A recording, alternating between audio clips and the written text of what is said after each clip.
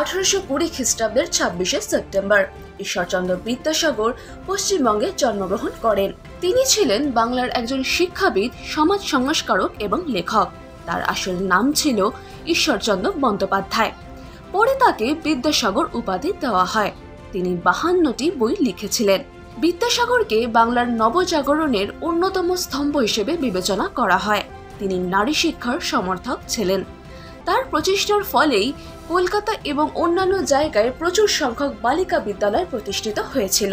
সেই সময় বাংলায় বিধবাদের অবস্থা খুবই খারাপ ছিল, যার কারণে তিনি বিধবা পুনর্বিবাহের চেষ্টা করেন এবং তার প্রচেষ্টায় 1856 সালে বিধবা পুনর্বিবাহ আইন পাশ হয়। তিনি বাল্য বিবাহেরও বিরোধিতা করেছিলেন। জীবনের শেষ 20 বছর তিনি বিহারের জামতারা জেলার সাঁওতাল জনজাতিদের কল্যাণে অতিবাহিত করেন। 1891 সালের 29শে জুলাই কলকাতায় ঈশ্বরচন্দ্র বিদ্যাসাগরের মৃত্যু হয়। বিজয় লক্ষণ মাঞ্জরেকর 1931 সালের 26শে সেপ্টেম্বর মুম্বাইয়ে জন্মগ্রহণ করেন। তিনি একজন ভারতীয় ক্রিকেটার ছিলেন, যিনি 55টি টেস্ট ম্যাচ খেলেছিলেন। তিনি ভারতের অন্যতম সেরা ফাস্ট বোলারদের মধ্যে একজন ছিলেন। মাঞ্জরেকর রঞ্জি ট্রফিতে বোম্বে, বাংলা, উত্তরপ্রদেশ, রাজস্থান, অন্ধ্রপ্রদেশ এবং মহারাষ্ট্র সহ 6টি রাজ্য দলের হয়ে খেলেছিলেন। 1951 সালে কলকাতায় ইংল্যান্ডের বিপক্ষে তার প্রথম টেস্ট ম্যাচটি তিনি খেলেছিলেন। 1952 সালের জুন মাসে হেডিংলিতে ইংল্যান্ডের বিপক্ষে তার প্রথম টেস্ট সেঞ্চুরি করেন, যেখানে তিনি 173 রান করেছিলেন। 1953 সালে ভারতের ওয়েস্ট ইন্ডিজ সফরে বিজয় মাঞ্জরেকর 3টি সেঞ্চুরি করেছিলেন। 1965 সালের ফেব্রুয়ারিতে মাদ্রাজে নিউজিল্যান্ডের বিপক্ষে তার শেষ টেস্ট ইনিংসে তিনি 100 রান করেন। একই সময় তার নামে একটি ছক্কা না মেরেও সর্বাধিক টেস্ট রান করারও রেকর্ড ছিল। তিনি 3208 রান করেন। বিজয় লক্ষণ মাঞ্জরেকর 1983 সালের 18 অক্টোবর মাদ্রাজে মারা যান।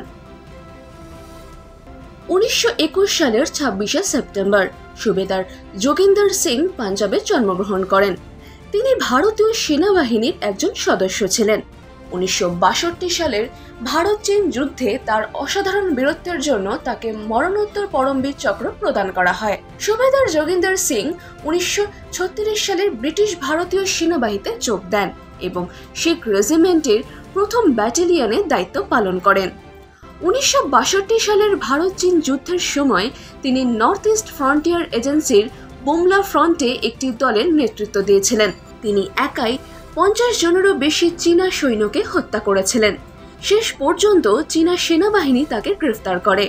চীনা সেনাবাহিনীর হেফাজতে থাকাকালীন আহত হওয়ার কারণে যোগেন্দর সিং 1962 সালের 23শে অক্টোবর মারা যান। পরে 1963 সালের 17ই মে চীনারা তার চিতাভস্য তার ব্যাটালিয়নে পাঠায়, যা পূর্ণ সম্মানের সঙ্গে তার পরিবারের কাছে হস্তান্তর করা হয়। 1932 সালের 26শে সেপ্টেম্বর ডক্টর মনমোহন সিং ভারতের পাঞ্জাবে জন্মগ্রহণ করেন। মনমোহন সিং ছিলেন ভারতের 13তম প্রধানমন্ত্রী। 2004 সালের লোকসভা নির্বাচনে জয়লাভের পর তিনি জওহরলাল নেহরুর পর ভারতের প্রথম প্রধানমন্ত্রী হিসেবে 5 বছরের মেয়াদ সফলভাবে সম্পন্ন করেন। সাধারণ নির্বাচনের পর 2004 সালের 22শে মে মনমোহন সিং ভারতের প্রধানমন্ত্রী হিসেবে শপথ গ্রহণ করেন। মনমোহন সিং ছিলেন ভারতের প্রথম শিখ প্রধানমন্ত্রী।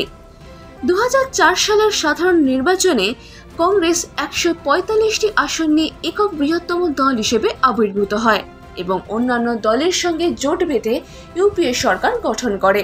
মনমোহন সিং 2004 সালের 22শে মে থেকে 2014 সালের 26শে মে পর্যন্ত ভারতের প্রধানমন্ত্রী ছিলেন। 2009 থেকে 2014 সাল পর্যন্ত প্রধানমন্ত্রী হিসেবে তার দ্বিতীয় মেয়াদে দেশের অর্থনীতিতে মন্দার জন্য তার কাজের ধরন নিয়েও প্রশ্ন তোলা হয়েছিল। 1987 সালে মনমোহন সিং পদ্মবিভূষণে ভূষিত হন। 1923 সালের 26শে সেপ্টেম্বর অভিনেতা দেব আনন্দ গুরুদাসপুরে জন্মগ্রহণ করেন। দেব আনন্দ ছিলেন একজন ভারতীয় চলচ্চিত্র অভিনেতা, লেখক, প্রযোজক এবং হিন্দি চলচ্চিত্রের পরিচালক। তিনি কাজের সন্ধানে মুম্বাই এসেছিলেন এবং প্রতি মাসে 160 টাকা বেতনে মিলিটারি সেন্সর অফিসে কাজ শুরু করেছিলেন। শীঘ্রই তিনি প্রভাত টকিজের হাম এক হ্যায় ছবিতে কাজ করার সুযোগ পান। 6 দশকেরও বেশি সময় ধরে কর্মজীবনে দেবানন্দ 100টিরও বেশি ছবিতে কাজ করেছিলেন। তিনি 4টি ফিল্মফেয়ার পুরস্কার জিতেছিলেন। ভারত সরকার তাকে 2001 সালে পদ্মভূষণ এবং 2002 সালে দাদাসাহেব ফালকে পুরস্কারে ভূষিত করে।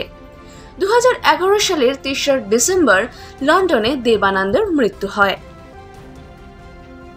1960 সালের 26 সেপ্টেম্বর প্রথমবার টেলিভিশনে প্রেসিডেন্টিয়াল ডিবেট অনুষ্ঠান অনুষ্ঠিত হয়েছিল। জন এফ কেনেডি এবং রিচার্ড নিক্সনের মধ্যে হওয়া এই অনুষ্ঠান মার্কিন নির্বাচনের প্রচারের পুরো গতিপথ পরিবর্তন করে দেয়।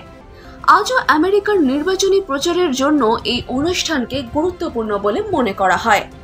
ইউএসএ রাষ্ট্রপতি নির্বাচনের প্রচার অভিযানের সময় প্রার্থীদের এক বা একাধিক বিতর্কে অংশগ্রহণ করা প্রথাগত হয়ে উঠেছে। 1960 সালের মার্কিন নির্বাচনে ডেমোক্রেটিক পার্টি কেনেডিকে মনোনীত করেছিল এবং রিপাবলিকান পার্টি নিক্সনকে মনোনীত করেছিল। দুই প্রার্থী সমান তালে প্রচার করেছিলেন। টিভিতে দুটি বিতর্ক সভা অনুষ্ঠিত হয়েছিল, যা দেখে শ্রোতারা অনুমান করেছিলেন যে নিক্সনের চেয়ে কেনেডি রাষ্ট্রপতি হওয়ার পক্ষে ভালো। ক্যামেরায় কেনেডিকে সম্পূর্ণ আত্মবিশ্বাসী দেখাচ্ছিল। অন্যদিকে ক্যামেরার সামনে নিক্সন নার্ভাস হয়ে গিয়েছিলেন। নিক্সনের 49.6% বিপরীতে কেনেডি 49.7% ভোট পেয়েছিলেন।